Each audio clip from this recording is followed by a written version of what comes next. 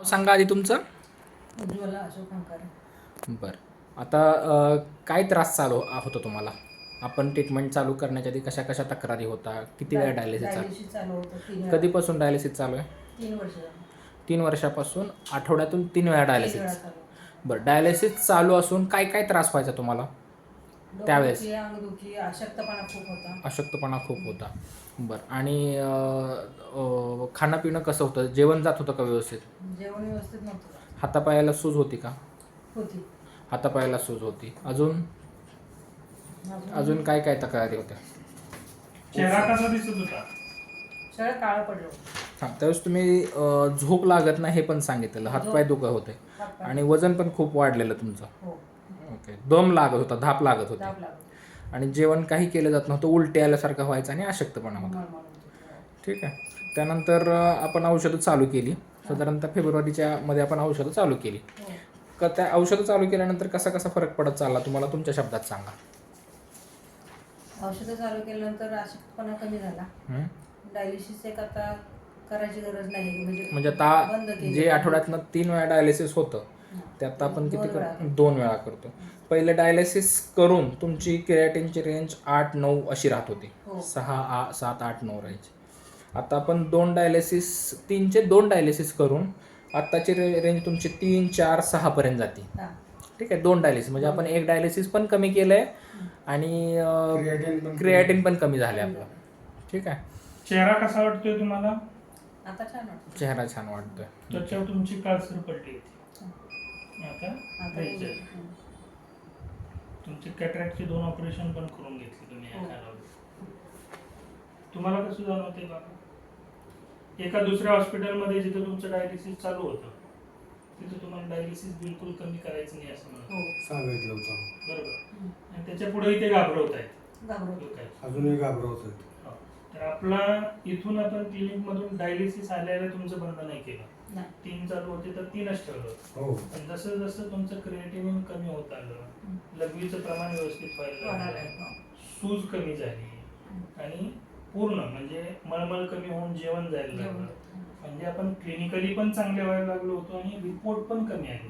त्यावेळेस तुम्हाला आपण तुमच्याच नेफ्रोलॉजिस्टला विचारून एक डायलिसिस कमी करा म्हटलं, पण ते तुम्हाला काही तसा रिस्पॉन्स देत देत नाही. नाही. म्हणून तुम्ही तुमच्या लेवलला ज्यावेळेस कमी केलं त्यावेळेस आता 3च्या ऐवजी 2 डायलिसिस करून पण तुम्ही एकदम फ्रेश आहोत. एकदम मस्त. आणि वरून आता अजून चांगल्या गोष्टी, आता जसं आपण कॅटरॅक्टची 2 ऑपरेशन करू शकलो आणि बाकी चेहरा चांगला झालाय, त्वचा काळसर जी झाली होती ती आता स्वच्छ झाली. बरोबर आहे ना? पायाचं पण स्वच्छ झालंय. हां. तर एकूण ह्या सगळ्या गोष्टी ज्या आपण बघतोय त्याच्यामध्ये तुम्ही पथ्यपाणी पाळलंय, फक्त मध्ये मध्ये थोडंसं बिघडवताय.